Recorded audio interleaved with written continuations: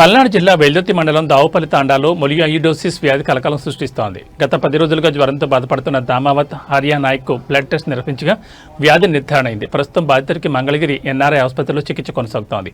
ఈ సమాచారం అందుకున్న పల్నాడు జిల్లా డిఎంఎన్హెచ్ఓ దావుపల్లి తాండా గ్రామాన్ని సందర్శించారు. పారిశుద్ధ్య పనులు చేపట్టారు. అలాగే తాండా గ్రామంలో మెడికల్ క్యాంపులు ఏర్పాటు చేశారు.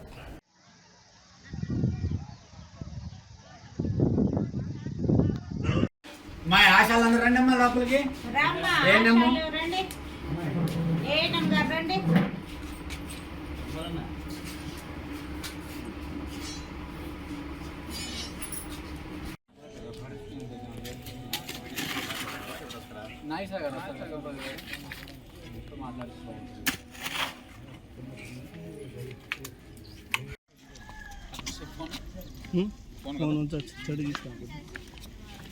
చాలా